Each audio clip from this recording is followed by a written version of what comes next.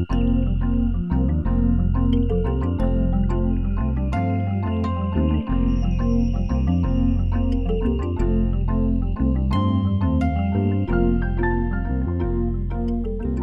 we're going to conclude this segment with just a few minutes of comments from Josh Mailman, who many of you know, who will talk about himself a little bit in terms of his activity in this area.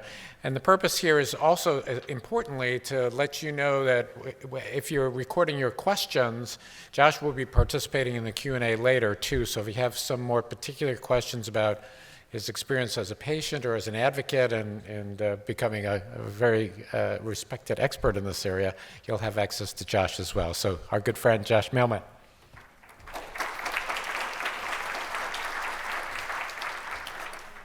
So first of all, I have no film and I have no data.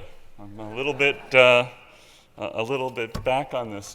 So a lot of you know that I go around the country and I speak at various different conferences. And recently, actually, I was with Ephraim at the Society of Nuclear Medicine and Molecular Imaging annual conference in Baltimore, and was part of a panel. We all had 5 minutes to talk about various centers and what they were doing in Gallium-68, and I represented the patient experience. Interestingly enough, the FDA started the conversation with a 10-minute talk on where they thought Gallium-68 was in this country, and then it followed by 10 different presentations, including mine. Ephraim gave one. Indiana, who wasn't mentioned on the slide, also gave one.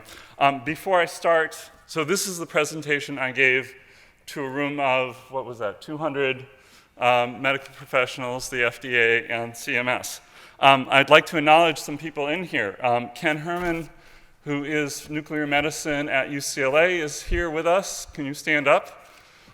Very exciting. We talked about the DOTA-JR11, the antagonist, and do I get to break it or you get to break it? Hopefully, by the end of the year, there will be a PRRT trial with DOTA-JR11 happening at UCLA. And that is broken here first, which is really great. We talked about NETTER-1, which was the trial that was about PRRT, the randomized control trial that is just accruing for dosimetry. Hopefully, we'll start seeing results from that coming up at the end of summer as well. And the Y90 theranostics trial has opened up in Iowa, so those are the other things. Let me go through this really quickly. This is what I presented. Let's see if we do it. This was my experience, Gallium-68. This is what I wanted to tell those in the room who aren't patients. It only takes a few hours, 2 hours, as Ephraim said. Very little prep. You don't have to worry about all the things you have to do for no-scan. It does provide more information that can lead to more informed treatment options. Some of the studies will say 30 to 40% of patients will have change management based on the fact that they had a Gallium-68. Has less radiation exposure than the current standard. It's almost about half, maybe 40% less radiation than you would get from an O-scan. You get on a Gallium-68. The physicians in the room and some of the techs in the room don't really realize as patients we all have lives, and why a half-life and a single day matter. I was picked up, blind pickup myself. I needed an O-scan. I needed to get diagnosed. It happened to be the same day my wife needed trigger release surgery for her hand. And she had to go and have surgery the same day I had to go to an O-scan. Many of you know I had an 8-month-old at the time of my diagnosis, and I couldn't go home and be with my child, and my wife couldn't actually hold our child and feed our child. So for us, we had to get someone to stay with us to take care of our child. Had we had a Gallium-68 scan available, 4 hours, I would have been completely cleared. I would have had a normal home life. This is why it matters, even if all the other things were the same. It's complicated, guys. This is a map of where, actually, this is an old map. I need to update it. There are now 19 new sites in Turkey. This is a map that I maintain on where all Gallium-68 is available around the world. It's complicated. We tend to want to blame the FDA. but most of them aren't related to the FDA with gallium-68. One of the really great things that happened in this meeting in Baltimore is the FDA said, we get it. We understand, we see it, this is a superior scan, bring us an application. We approve things that have applications. We don't see an application, we can't approve it. Get it, bring it, we will get this out the door. If you have an IND, most of you, how many of you have been scanned with an IND?